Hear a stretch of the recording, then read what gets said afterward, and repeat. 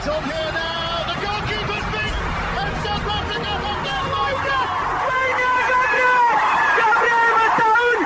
Shagger Sport 2010.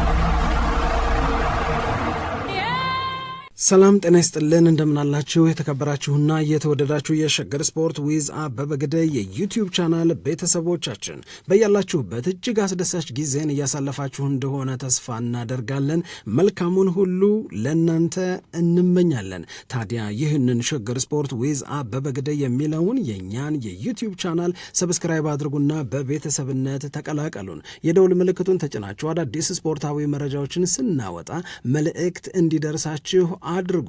ላይክ በማድረግ ሊንኩንም ለሌሎች በማጋራት በተከታዮች ቁጥር እንድንበዛ የምንሰራቸው ፕሮግራሞችም ብዙ ሰዎች ጋር መድረስ እንዲችል ማገዛችሁን ቀጥሉ። እስካሁን ላደረጋችሁት እኛን የማበርታት ጥረት ከልብ እያመሰገንን ይህንኑ አጠናክራችሁ እንድትቀጥሉ በድጋሚ አደራ እንላለን። ደግሞ በዚህ ሰዓት አዳዲስ የተጫዋቾች የዝውውር ጉዳዮችን በተመለከተ ያሉትን መረጃዎች ወደ እናንተ ልናቀብል ዳግም ስላገኘናችሁ እጅግ በጣም ደስ ብሎናል። አዳዲስ ነገሮችን መንገር ቀደም ሲል ስንነግራችሁ የነበሩትን ጉዳዮች በተመለከተ ደግሞ ምን አዲስ ነገር አለ፣ ወሬው ላይ ምን የተጨመረ ምን የተሰማ አዲስ መረጃ አለ የሚለውን እናነሳለን። አርሰናልን እናስቀድም። ከአርሰናል ጋር የተያዘው መረጃ በእርግጠኝነት የአርሰናልና የማርቲን ዙቢሜንዲ አብሮ በሚቀጥለው የውድድር ዓመት መሆን የማይቀር ነው። ይሄ የማይቀር የሚመስለው መረጃ በድጋሚ በበለጠ ተፍታቶ በበለጠ ተዘርዝሮ የመጣበት አጋጣሚ ተፈጥሯል። ይሄ ምንድን ነው? አርሰናልና የሪያል ሶሴዳድ ሰዎች አውርተዋል። ማውራት ብቻ ሳይሆን ደግሞ ስምምነትም ላይ ደርሰዋል። ምን ያህል ገንዘብ ተከፍለው ለሪያል ሶሴዳድ ተጫዋቹ አርሰናልን እንደሚቀላቀልም እንደዚሁ አውቀናል።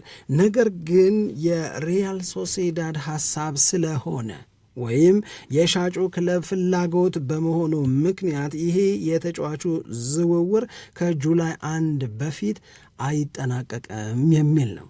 ስለዚህ አሁን የምንገኘው ጁን 4 ነው።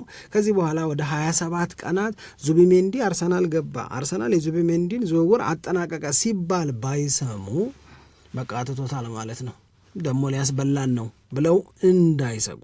ምክንያታቸው ደግሞ ምንድን ነው? የሪያል ሶሴዳድ ሰዎች ተጫዋቹን እንገበያያለን፣ ነገር ግን የምንቀበላችሁ ፍራንክ ወይም በሽያጭ እንዲመዘገብልን የምንፈልገው በዛኛው ፊዚካል ይር ላይ ነው የሚሉት። ለምሳሌ እስከ ሰኔ 30 ድረስ የሚገበያዩ ከሆነ በፈረንጆቹ አቆጣጠር ጁን 30 ድረስ የሚገበያዩ ከሆነ በዚህኛው ዓመት ነው የሚያዝባቸው እንደ ገቢ። በሚቀጥለው የውድድር ዓመት እንዲያዝላቸው ስለሆነ የሚፈልጉት ጁላይ 1 እና ከዛ በኋላ ባለው ጊዜ የተጫዋቹን ዝውውር ራቲፋይ ብናደርግ፣ ዝውውሩን ኮንፊርም ብናደርግ፣ ነገሮችን ብንጨርስና ብናጠናቅቅ ይሻለናል ብለው አርሰናልም ይሄንን ስለተቀበለ ነው እንጂ ስለፈዘዘ አይደለም የሚል የተፍታታ ማብራሪያ ወጥቷል። ትልቁ ስጋት የሆነው ነገር ምንድን ነው ያልን እንደሆነ ይህንን ተጫዋች የሚፈልጉ ሌሎች ክለቦች መኖራቸው ነው። ከነዚህ ክለቦች መካከል አንደኛው ሪያል ማድሪድ ነው። ሪያል ማድሪድ ደግሞ አሁን በካርሎ አንቸሎቲ አይደለም እየሰለጠነ ያለ። የሪያል ማድሪድ አሰልጣኝ ዣቪ አሎንሶ ሆኗል። ዣቪ አሎንሶ ለማርቲን ዙቢሜንዲ ምን ማለት ነው? ለማርቲን ዙቢሜንዲ ዣቪ አሎንሶ ማለት ሞዴሉ ማለት በጣም በጣም በጣም ምሳሌ ሲያደርገው የኖረ እንደሱ መሆን የሚመኘው ተጫዋች ነው ዣቪ አሎንሶ ማለት። ሂዝ አይደል ዣቪ አሎንሶ ነው። ስለዚህ ዣቪ አሎንሶ የምር እሱም በሪያል ማድሪድ ቤት አብረኸኝ እንድትሰራ ፈልጋለሁ ና የሪያል ማድሪድ ተጫዋች ሁን ቢለው ዙቢሜንዲ እምቢ ይላል ወይ? ይሄ ነው አንዱ ከባድ ነገር። ሁለተኛው ነገር ዣቪ አሎንሶን እሱ ስለሚወደው ወይም በዣቪ አሎንሶ ተጽዕኖ ውስጥ ያደገ ተጫዋች ስለሆነ ብቻ ሳይሆን ዙቢሜንዲና ዣቪ አሎንሶ አብረው ሰርተዋል። የሁለተኛው ቡድን ተጫዋች በነበረበት ሰዓት ላይ ሪያል ሶሴዳድ ውስጥ ደግሞ ዣቪ አሎንሶ ይሰራ ነበር።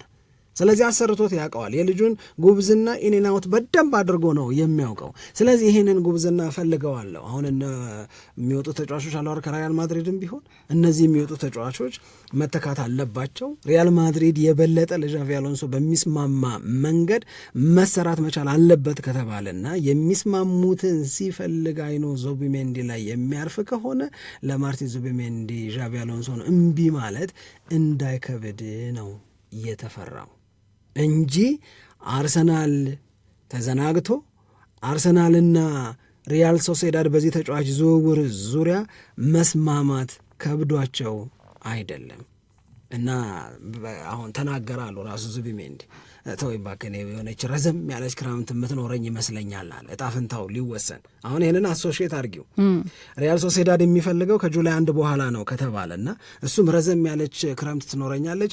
አሁን እኔ ዝም ብሎ መዝናናት በቃ ጥሩ ጊዜ ማሳለፍ አሁን ለስፔን ብሔራዊ ቡድን ከፈረንሳይ ጋር አላቸው አይደል ዛሬ ጨዋታ፣ እሱ ላይ ነው ትኩረቴን የማደርገው፣ ምንም ሌላ ነገር ማሰብ አልፈልግም ምናምን እያለ ነው። ስፔን ከፈረንሳይ አላቸው። ስለዚህ በዛ ጨዋታ ላይ ነው ትኩረት የማደርገው፣ ወደዚህ ሄዳለሁ፣ ወደዛ ሄዳለሁ፣ ወደዛ መለሳለሁ የሚለው ነገር አይደለም የሚያሳስበኝ፣ ግን የሆነ ረዘም ያለ ጊዜ ሳይወስድ አይቀርም ማለት። አሁን ረዘም ያለ ጊዜ ሳይወስድ አይቀርም የሚለውን የእሱን ገለጻና ሪያል ሶሴዳድና አርሰናል የልጁን ዝውውር ለማጠናቀቅ ከጁላይ 1 በኋላ ይሁንልን ተባብሏል የሚለውን መስፋት መቼም ለማንም ቢሆን የሚያቅት አይደለም። ከዛ ጋዜጠኛ አልጠይቀው ራሱ ዙቢሜንዲ እውነታውን ዣቪ አሎንሶ ቢጠይቀህ እምቢ ትላለህ አለው እኮ። ስለ ትላንት እኮ አይደለም ማለት አዎ ስለ ትላንት እኮ አይደለም ማለት ስለ ትላንት ሳይሆን እኔ ስለ ዛሬ ነው የምናገረው። ዣቪ አሎንሶን በተመለከተ የሚሰማኝ ስሜት ሀገር የሚያውቀው ነው፣ ግን አሁን ስለ ትላንት አይደለም ስለ ዛሬ ነው። ስለዚህ ነገ የሚሆነውንም ነገር መናገር አልፈልግም፣ ትላንት የነበረውንም መናገር አልፈልግም። ዛሬ ላይ ሙሉ ትኩረቴን ማድረግ ያለብኝ ለናሽናል ቲሙ ነው። ከዛ በኋላ የሚሆነውን አብረን እናያለን የሚል አስተያየትን ሰጥቷል። በነገራችን ላይ በዘንድሮ የውድድር ዓመት ዙቢሜንዲ ለሪያል ሶሴዳድ 48 ያህል ጨዋታዎችን የተጫወተ በሁሉም የውድድር አይነቶች 2 ጎሎችን ያስቆጠረ 11ኛ ደረጃን ይዞ ሪያል ሶሴዳድ እንዲያጠናቀቅ የረዳ ነው። የሪያል ሶሴዳድ የአካዳሚ ውጤት ነው ይሄ ተጫዋች። በአጠቃላይ 236 ጨዋታዎችን ለዚሁ ክለብ የተጫወተ ሲሆን የመጀመሪያ ጨዋታውን ያደረገው እንደ አውሮፓውያን አቆጣጠር 2019 ላይ ነው። ስለዚህ አልተዘናጋም አርሰናል። ነገር ግን በአርሰናልና በሪያል ሶሴዳድ ስምምነት መሰረት ነገሮች ቀስ ብለው ይከናወናሉ። ዝውውሩ የሚጠናቀቅ ከሆነ ነገሮች የሚያልቁ ከሆነ ጁላይ ላይ ይሁንልኝ ያለው ሻጭ ሪያል ሶሴዳድ ነው። ምክንያቱም ለአካውንቲንግ ፐርፐዝ ነው። በቃ ከዚህ ከሂሳብ አያያዝ ጋር በተያያዘ ከጁላይ በኋላ አሁን እዚህም አንዳንዴ ምን ይደረጋል መሰለች ሰኔ 30 እየመጣ ሲቀርብ በሰኔ 30 አካባቢ ደረሰኝ መቁረጥ ብዙ ሰው አይፈልግም። ምክንያቱም በዚሁ ዓመት እንደ ገቢ ይቆጠርብኛል ምናምን ብሎ የሚያስቡት ነገር አለ። ስለዚህ ከሐምሌ 1 በኋላ ባረገው ቅር ይልሃል ምናምን ይባላል። ልክ እንደዛ እንዳለ አድርገሽ ውሰጂው ለአሰራር እንዲመቻቸው ለሂሳብ አያያዙ በዛኛው ዓመት ቢመዘገብልን ይሻለናል ነው። አይ ይሄም ትልቅ የአርሰናል ደጋፊዎችን የሚያረጋጋ ይመስለኛል። እንደውም የባየር ሊቨርኩሰን አሰልጣኝ የነበረው ዣቪ ወደ ሪያል ማድሪድ መሄድና የዙቢሜንዲ ደግሞ ብዙ አማራጮች አሉኝ ብሎ የተናገረውን ነገር ነበር እኔ አስተሳሰሬ ሳስብ የነበረው ቅድም በፕሮግራማችን ላይ ስናነሳው አልነበረ። ስለዚህ ከአማራጩ መካከል አንደኛው በጣም የሚፈልገው እና የሚወደው ሰው ጋር አብሮ መስራት ሊሆን ይችላል። እንደገና ሪያል ማድሪድ ደግሞ ትልቅ ከአርሰናል ጋር ተገዳዳሪ ሊሆን የሚችለው ክለብ እሱ ነው ዙቢሜንዲን በማስፈረም በኩል የሚለውን ረጅም ጊዜ ስንሰማው የቆየ ነው። ስለዚህ ምናልባት የሊቨርኩሰን አሰልጣኝ የነበረው ዣቪ የሚለውን ነገር ለመስማት እየጠበቀ ነው ማለት ነው ይህንን አስተያየት የሰጠው ብዬ አስቤ ነበረ። በሁለቱ መካከል ያለውን የመፈላለግ ነገር ስናነሳ ግን አሁን እንደተባለው ከሆነ ከሂሳብ አያያዝ ጋር በተያያዘ ነው እንጂ ነገሩ በሚቀጥለው የውድድር ዓመት በሚታሰብ ሂሳብ እንዲቀኝ ተፈልጓል ማለት ነው። ግን የተረጋገጠ ነገር የለም። አርሰናል ግን አለመዘናጋቱን የሚያሳይ ትልቅ ዜና ይመስለኛል። ዞሮ ዞሮ ምንድነው ሻጭ ክለብ አሁን ከሪያል ማድሪድ ጋር ቢስማማ ከአርሰናል ጋር አትቶ ወይ ከሲቲ ጋር ቢስማማ በዚህ ተጫዋች ዝውውር ላይ ሊቨርፑልም የዚህ ተጫዋች የረጅም ጊዜ ፈላጊ ነበር። ቢስማማ የሚሆነው ከጁላይ በኋላ ነው።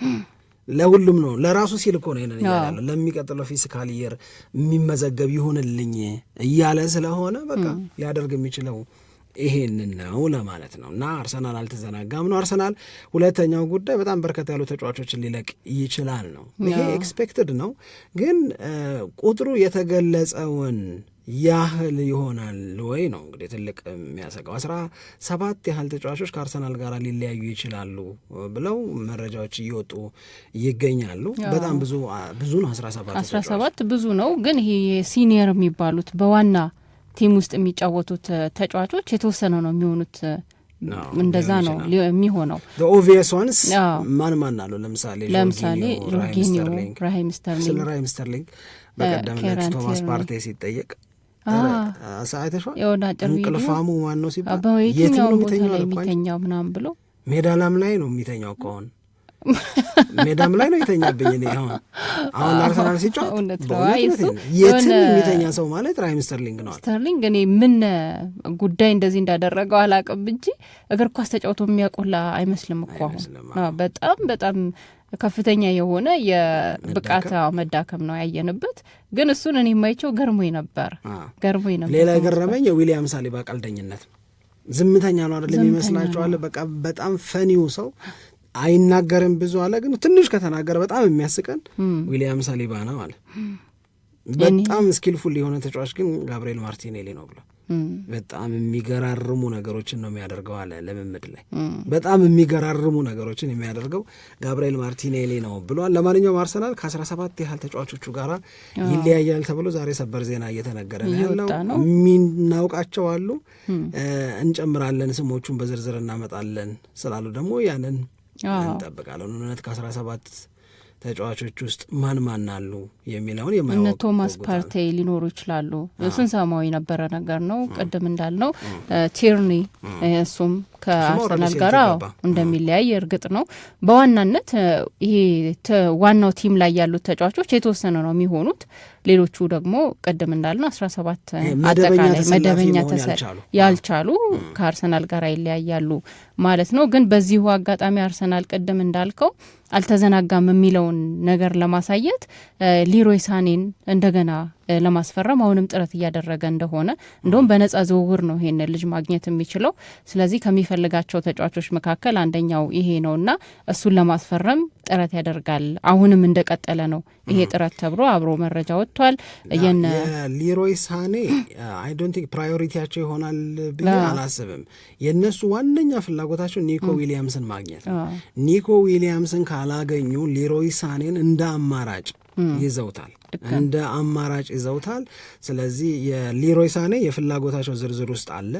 ነገር ግን ቅድም እንዳልኩሽ የመጀመሪያ ምርጫቸው ኒኮ ዊሊያምስ ሆኖ የኒኮ ዊሊያምስ ዝውውር የማይሳካ ከሆነ እሱን ማስተካከልና ማሳካት የማይችሉ ከሆነ በእርግጠኝነት ሊሮይ ሳኔ ሊያገኙ ይችላሉ። እንደገና ወደ ፕሪሚየር ሊግ ሊመለስ ነው ይሄ ልጅ ማለት ነው።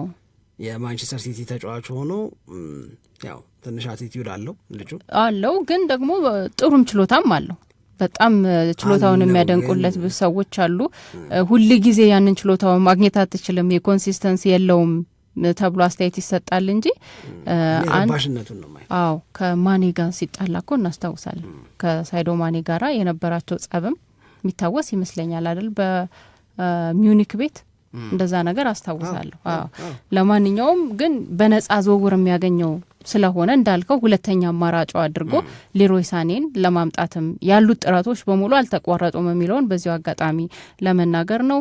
ከዛ በተጨማሪ የቤንጃሚን ሼሽኮም ጉዳይ አሁንም እንደቀጠለ ነው። ምንም የተቋረጠ ወደ ኋላ የተመለሰ ነገር የለም የሚሉ መረጃዎች አሉ። የስኬሊን ኮንትራት ለማራዘም ጥረት እያደረገ ነው ተብሏል። ምክንያቱም ሊዩስ ስኬሊ የመጨረሻ የኮንትራት ጊዜው ላይ ነው የሚገኘው አሁን እና ደግሞ ሪያል ማድሪድ በጣም ፈልጎታል ልጅ ተብሏል። ስለዚህ በአርሰናል ቤት ለማቆየትና ረዘም ያለ ኮንትራት ለመስጠት በአርሰናል በኩል እንዲህ ያሉ ጥረቶች እየተደረጉ ነው ተብሏል። መልካም፣ ወደ ሌሎቹ ክለቦች እንሄድ። ማንቸስተር ዩናይትድን ስናነሳ ማንቸስተር ዩናይትድ የኤምቤሞን ዝውውር ለመጨረስ እንግዲህ አሁን የተግባር ንግግር ኢኒሺያል ቶክ የሚባለው ማለት ነው። በተግባር ብሬንትፎርድ እና ማንቸስተር ዩናይትድ በዚህ ተጫዋች ዙሪያ መነጋገር ጀምረዋል። ይሄ ትልቅ ነገር ነው ለማንቸስተር ዩናይትድ። አሁን ማንቸስተር ዩናይትድ የኤምቤሞ አድናቂ ነው በአንድ በኩል ሲነገር የነበረው ነው። በሌላ በኩል ደግሞ ኤምቤሞ ማንቸስተር ዩናይትድን ነው መቀላቀል የሚፈልገው። በነገራችን ላይ ፈላጊዎች አሉት በጣም ትልልቅ የሚባሉ እንደውም የአውሮፓ ቻምፒዮንስ ሊግን ጨዋታ በሚቀጥለው የውድድር ዓመት ሊሰጡት የሚችሉ ክለቦች አሉ። ለምሳሌ አንደኛው ኒውካስል ዩናይትድ ነው። እንደ ኒውካስል ዩናይትድ ይህንን ተጫዋች ለማስፈረም ገፍቶ ይሄድም የለም። ኒውካስል ዩናይትድ፣ ሊቨርፑል እና ቶተንሃም ሆትስፐር ሶስቱም ቻምፒዮንስ ሊግ ላሉበት ሶስቱም የዚህ ተጫዋች ፈላጊ ናቸው። ይሄ የ25 ዓመት ካሜሮናዊ ግን በዚህ የውድድር ዓመት 20 የፕሪሚየር ሊግ ጎሎችን ያስቆጠረ በአጠቃላይ በገባው ጎል ብዛት 3 ተጫዋቾች ብቻ የሚበልጡት ተጫዋች ነው። መሐመድ ሳላ፣ አይዛክ እንደዚሁም ደግሞ ኤርሊንግ ብራውት ሃላንድ ብቻ ነው ከሱ የበለጠ ጎል ያስቆጠሩት። ስለዚህ ይሄንን ተጫዋች ማንቸስተር ዩናይትድ ይፈልገዋል ብቻ ሳይሆን ልጁም መቀላቀል የምፈልገው ማንቸስተር ዩናይትድ ነው ማለቱ ለማንቸስተር ዩናይትድ በጣም አሪፍ ነገር ነው። ስለዚህ ነው ማንቸስተር ዩናይትድ ቶሎ ብሎ ከክለቡ ከብሬንትፎርድ ጋር በተጫዋቹ ዝውውር ዙሪያ መነጋገር የጀመረው። ይሄ መነጋገር መጀመር በራሱ በጣም ጥሩ ነገር ነው። ከዚህ በኋላ እያደገ ይሄዳል። ልጁ ቅድምም ስትናገር እንደነበረው አሁን ያለው 45,000 50,000 አካባቢ ሳምንታዊ ደሞዝ 4 እጥፍ 5 እጥፍ እንዲያድግለት ይፈልጋል ነው። አንዳንዶቹ ይሄን ያለማ ይበዛል ትንሽ ቀነስ አይነት ስሜት አላቸው። ማንቸስተር ዩናይትድ ግን ይሄንንም ቢሆን አሳምናለሁ ከብሬንትፎርድ ጋራም ቢሆን 60 ሚሊዮን የተባለውን ነገር ማስቀነስ እችላለሁ የሚል እምነት አላቸው። ስለዚህ ነው በዚህ ተጫዋች ዙሪያ ከክለቡ ጋር መነጋገር የጀመሩት። አሁን ማንቸስተር ዩናይትድ ባለፈው የውድድር ዓመት ማለት ዘንድሮ በተጠናቀቀ የውድድር ዓመት አንደኛው ደካማ ጎኑ የማንቸስተር ዩናይትድ ኤክስጂ አንደር ፐርፎርሚንግ ነው። ያ ማለት ለግብ የቀረቡ ጎል ይሆናሉ ተብለው የሚጠበቁ የማንቸስተር ዩናይትድ እድሎች ጎል የሆኑት በጣም ጥቂቶቹ ናቸው።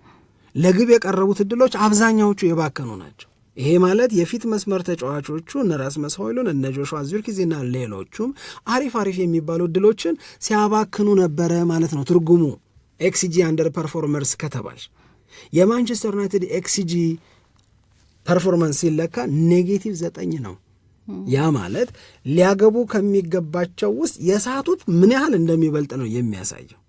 አሁን የኤምቤሞን ደግሞ የኤክስጂ ፐርፎርማንስ እንወሰደው፣ የኢንዲቪጁዋሉን የግለሰቡን ኤምቤሞ የሚባለውን ተጫዋች ስንወስድ በፕሪሚየር ሊጉ ከነበሩት ከሁሉም ተጫዋቾች ትልቅ ኤክስጂ ዲፈረንሻልስ ያለው እሱ ጎል መሆን ያለባቸውን ብቻ ሳይሆን ጎል አይሆኑም የተባሉትንም ጭምር ወደ ጎልነት ይቀይራል። ስለዚህ ማንቸስተር ዩናይትድ ቤት ውስጥ ያለውን አባካኝነት ሊቀንስ ይችላል ነው። ብሪያን ኤምቤሞ 7.74 ኤክስጂ ኦቨር ፐርፎርመር ነው። ለግብ የሚጠበቁትን ብቻ ሳይሆን ይሄንንማ አያገባውም የምትሆንም ጭምር ያስቆጠረ መሆኑን ያሳያል። ከሱ ቀጥሎ ክሪስ ውድ አለ። ከዛ በኋላ ማቲያስ ኩን አለ። አሁን ነው ማሰብ እንግዲህ ሳምሪ ይኸውልሽ በፕሪሚየር ሊጉ በኤክስጂ ኦቨር ፐርፎርመር ናቸው ወይም ከኤክስጂው በላይ ሄደዋል የሚባሉ ተጫዋቾች አንደኛ ሁለተኛና ሶስተኛ ስታወጪ አንደኛ ደረጃ ላይ ያለው ብሪያን ኤምቤሞ ነው፣ ማንቸስተር ዩናይትድ ሊገባ ነው። ሶስተኛ ደረጃ ላይ ያለው ማቲያስ ኩና ነው፣ የማንቸስተር ዩናይትድ ተጫዋች ሆኗል። ስለዚህ ማንቸስተር ዩናይትድ እየሄደበት ያለው መንገድ ጉድለቱን ከግምት ውስጥ ያስገባና ያንን ጉድለት ሊሞሉ የሚችሉ ተጫዋቾችን የለየነው የሚለውን ያሳያል ልልሽ ፈልጌ ነው። ገብቶሻል አይደለም? ስለዚህ የእነሱ ኔጌቲቭ ነው፣ የተጫዋቾቹ ደግሞ በጣም በጣም ጥሩ የሚባል መሆኑን ያሳያል። ስለዚህ ኤምቤሞን የሚያገኝ ከሆነ ማቲያስ ኩናን የራሱ ያደረገው ማንቸስተር ዩናይትድ ብሩኖ ፈርናንዴዝን ወደ አልሂላል እንዳሄድ ያደረገው፣ በነገራችን ላይ ብሩኖ ፈርናንዴዝ እኮ ወጥቶ ተናገረ። ያሳመኑኝ ሀሳቤን ያስቀይሩኝ ሚስቴና አሞሪም ናቸዋል። በቃ ትሄዳሉኛል እንዳልሄድ አሁንም በትልቅ ደረጃ መጫወት እንደምችል ነግረው ያሳመኑኝ፣ ይህንን ጥያቄ እምቢበል ያሉኝ ሚስቴ እና አሰልጣኙ ሩበን አሞሪም እንደሆኑ ተናግረዋል። አሁን እነዚህ ነገሮች የሚሳኩ ከሆነ ምንድን ነው የሚሆነው? የማንቸስተር ዩናይትድ ፕሮባብል ላይንአፕ ኦናና ይላሉ። ኦናናም ግን ሊወጣ ይችላል። ምናልባት ኤሚ ማርቲኔዝ ሊሄድ ይችላል ወደ ማንቸስተር ዩናይትድ። ስለዚህ ኦናናን ብለን እንያዝ። እስካሁን የተረጋገጠ ነገር የለም። በ3-4-2-1 የጨዋታ ፎርሜሽን ሌኒ ዮሮ፣ ማቲያስ ደሊት እና ሊሳንድሮ ማርቲኔዝ ባክስሪውን ይይዛሉ። መሀል ላይ አማዲያሎ፣ ኡጋርቴ፣ ፈርናንዴዝ እና ዶርጉ ይኖራሉ። ከዛ ሁለቱ 10 ቁጥር ቦታ ላይ የሚጫወቱ ተጫዋቾች ኤምቤሞ እና ማቲያስ ኩና ይሆናሉ። አጥቂ 9 ቁጥር ቦታ ላይ የሚጫወተው የሚፈርም ተጫዋች ይኖራል። ሌላ አዎ እየሰራ እኮ ነው ማንቸስተር ዩናይትድ። ልንገርሽ እሱንማ ከፈለግሽ ሊያም ዴላፕን ነበር በዚህ ቦታ ላይ የፈለገው። ሊያም ዴላፕ ግን ቼልሲን መረጠ። ስለዚህ አሁን የሊያም ዴላፕ ምትክ የሚሆን ሰው መምጣት አለበት ብለው ነው ማንቸስተር ዩናይትዶች እየሰሩ ያሉት። አንዳንዴ ምን ይላሉ፣ የራሞስ ጎንካሎ የሚባል ተጫዋች አለ አይደለም ፒኤስጂ የሚጫወተው ፖርቱጋላዊ፣ እሱን ለማስፈረም ይፈልጋሉ። እዛም አካባቢ የሆነ እያጠኑ ያሉት ነገር አለ። ሌላ ደግሞ ምርጥ የሚባል አጥቂ አስፈርመው ማንቸስተር ዩናይትድ በሚቀጥለው የውድድር ዓመት የዘንድሮ የውድድር ዓመታቸውን ድክመት ለማቃለል ከፍተኛ ጥረት እያደረጉ ይገኛሉ የሚለው መረጃ ወጥቷል ልልሽ ፈልጌ ነው። እና ይሄ በማንቸስተር ዩናይትድ በኩል ያለው ኤምቤሞን የራሳቸው ለማድረግ ብሪያን ኤምቤሞን የራሳቸው ለማድረግ የሚያደርጉት ጥረት አሁን ተግባራዊ እንቅስቃሴ ጀምር ይፈልገዋል አይደለም እያልን ያለ ነው። በነገራችን ላይ በዚህ መንገድ አድማጮቻችንን እያገኘን አዳዲስ መረጃዎችን በዚህ ሰዓት ወደ እነሱ ስናደርስ ትላንት ከነገርናቸው መካከል አንደኛው በ55 ሚሊዮን ፓውንድ ማንቸስተር ሲቲ ሊቀላቀል ነው ያልነው የኤሲ ሚላኑ የመሃል ሜዳ ተጫዋች ታይጃኒ ራይንደርስ ሲቲ ገባ። የማንቸስተር ሲቲ በጣም ሲሞኔ ኢንዛጊ ከኢንተር ሚላን ሊወጣ ነው ምናምን ያልነው ይኸው ወጣ። አልሂላል ገባ። ሪሊያብል ሶርስ ነን ልልሽ ፈልጌ ነው። ትንሽ ልጎርር። አይ ልክ ነው። ይሄማ በጣም ልክ ነው። አዎ ሊሆኑ የተቃረቡትን ነገሮች በደንብ ከስር ከስር እየተከታተልን ነው እያቀረብን ያለ ነው እና ደግሞ እንዳልከው ጥሩ ነገር ሊሆኑ ነው የተባሉት ነገሮች እየሆኑ ነው በፍጥነት።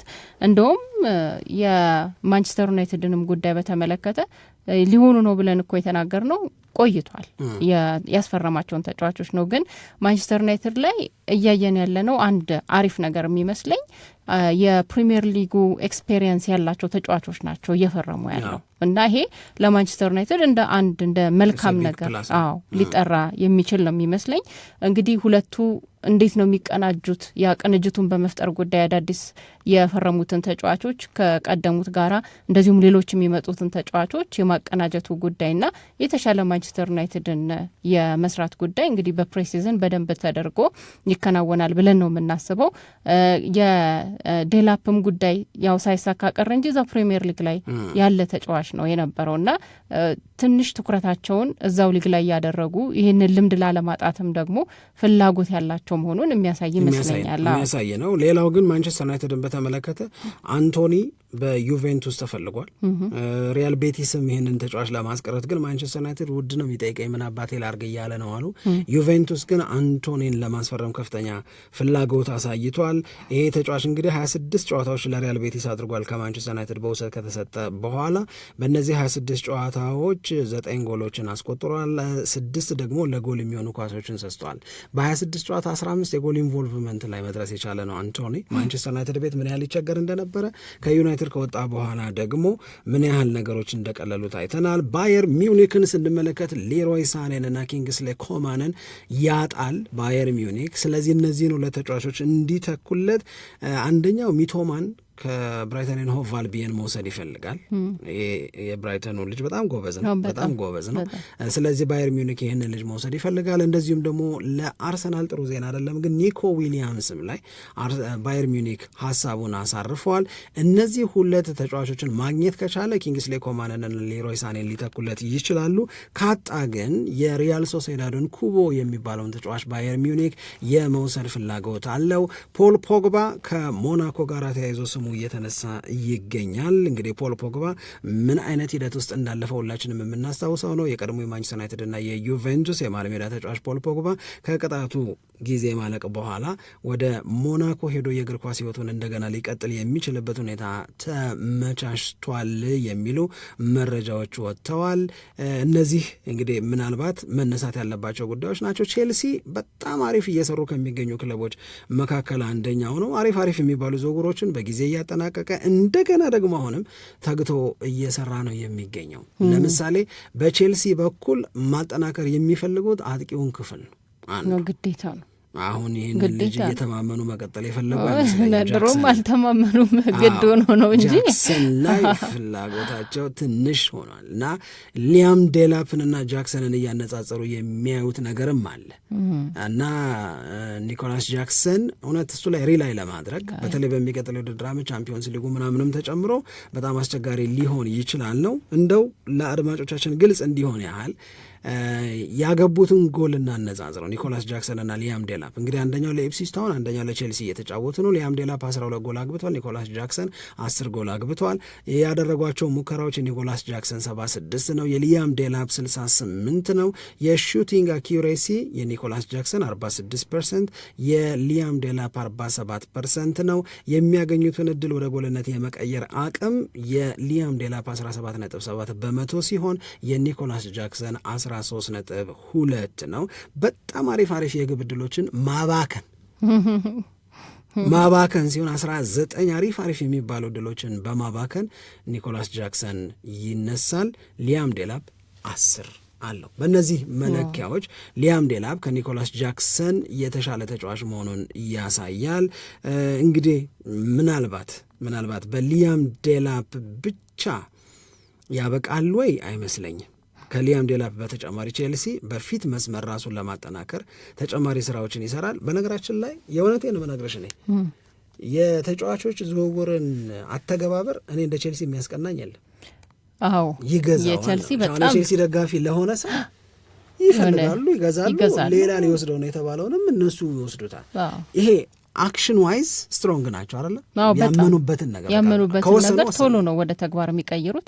በዛ ላይ አካሄዳቸውንም ደግሞ በተመለከተ እንዴት ከቅጣት ራሳቸውን ነጻ ማድረግ እንዳለባቸው ሲስተማቲካሊ ነው እንደዛ ነው የሚያደርጉት። በዛ ላይ በጣም ወጣት ናቸው የሚያስፈርሟቸው ተጫዋቾች። ስለዚህ የቼልሲ አካሄድ በተጫዋቾች ማስፈረም ላይ እኔም ይገርመኛል። እንደውም ሌሎች ክለቦች እኮ በቃ የመጨረሻ ደረጃ ላይ ደርሰዋል እዚህ ክለብ ሊገቡ የተባሉ ተጫዋቾችን እኮ በመጨረሻ እየነጠቀው ሊያስፈርምበት አጋጣሚን በደንብ አድርገን እናስታውሳለን።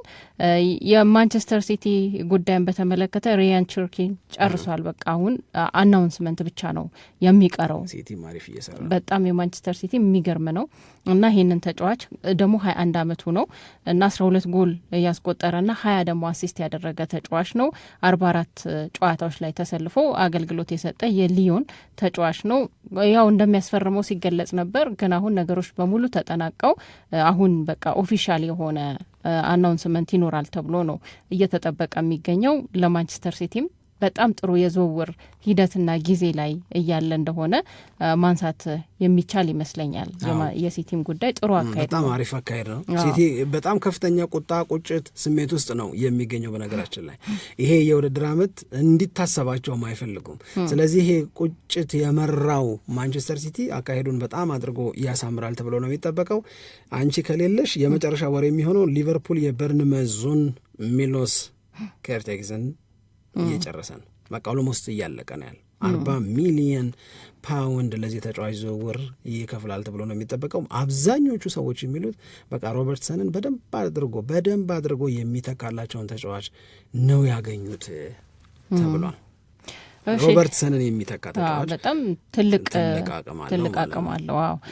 እነዚህ እንግዲህ በዚህ ሰዓት ላይ የተሰሙ አዳዲስ ጉዳዮች ናቸው። ምናልባት የዶናሩማ የወደፊት ጊዜ ከፓሪስ ሰን ዠርማ ጋራ እርግጥ አይደለም የሚሉ መረጃዎችም እየወጡ እሱን ስንመለከት ነበረ።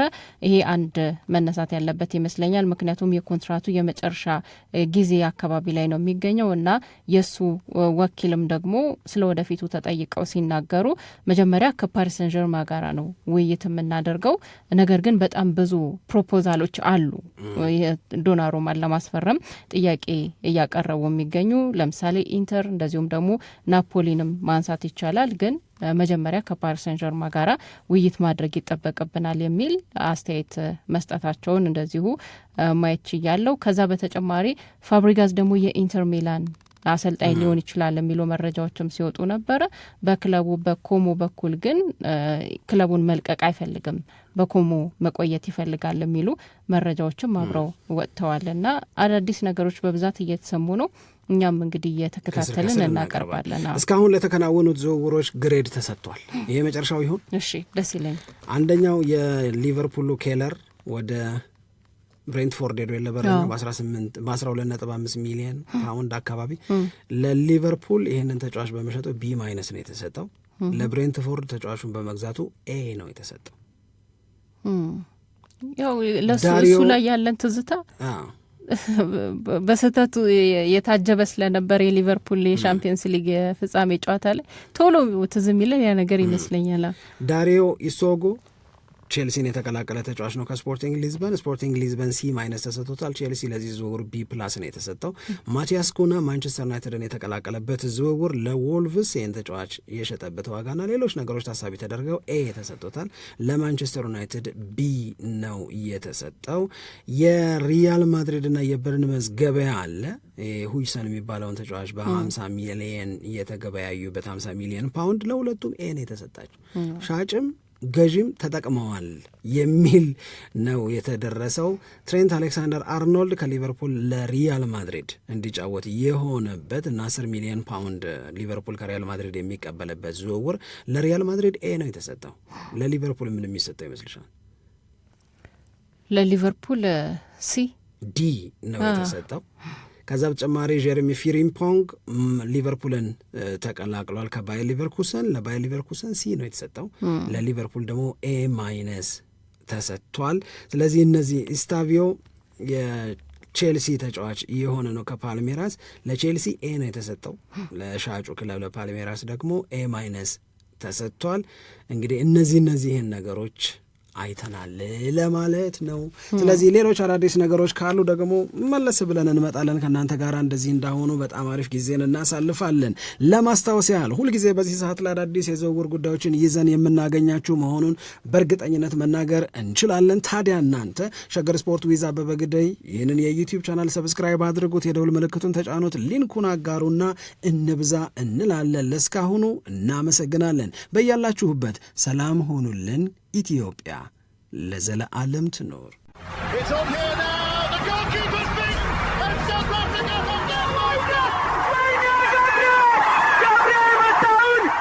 ሸገር ስፖርት 2010